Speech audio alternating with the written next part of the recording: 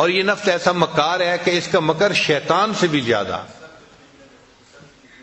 آپ دیکھیں کہ شیطان نے آدم علیہ السلام کو سجدہ نہ کیا، اس نے اللہ کی نافرمانی کی. تو سوال پیدا ہوتا ہے کیوں نافرمانی کی؟ اس وقت تو کوئی اور شیطان نہیں تھا جس نے اس کو ورغلایا ہو، تو اس نے کیوں سجدہ نہیں کیا تھا؟ تو علماء نے لکھا ہے اس وقت شیطان تو کوئی اور نہیں تھا مگر اس کے نفس نے اس کو ورغلایا. تو نفس وہ بدبخت ہے، بدکار ہے کہ جس نے عزازیل کو شیطان بنوا دیا. یعنی شیطان کو شیطان بنوانے والا جو گرو گنٹھال ہے وہ نفس ہے.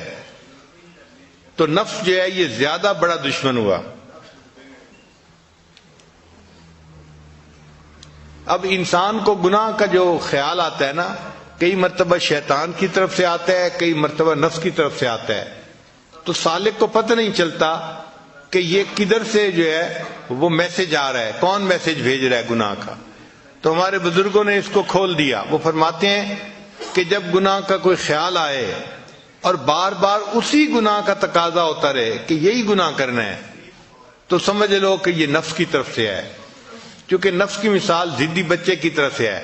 وہ ایک چیز اگر منہ سے نکال دیتا ہے نا تو کہتے ہیں کہ بس مجھے وہی چاہیے، مجھے وہی چاہیے.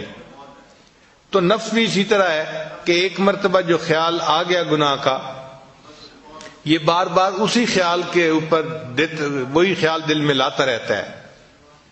اور اگر شیطان کسی کے دل میں گناہ کا خیال ڈالے اور بندہ اس کو رد کرے تو شیطان اس گناہ پہ جمع نہیں رہتا، یہ پھر دوسری آپشن بھیج دیتا ہے. اچھا یہ نہیں ہو سکتا تو چلو یہ کر لیں، اچھا یہ نہیں ہوتا تو چلو یہ کر لیں.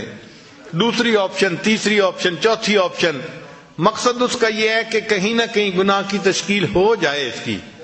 اگر ایک میں نہیں ہوتی تو دوسرے میں، نہیں ہوتی تو تیسرے میں.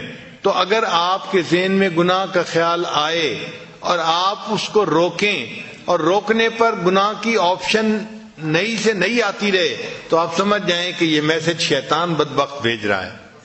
اور اگر اسی گناہ ہی کا ذہن کے اندر جو ہے وہ خیال رہے تو آپ سمجھ لیں کہ یہ میرا نفس ہے جو میرے ساتھ مکاری کر رہا ہے.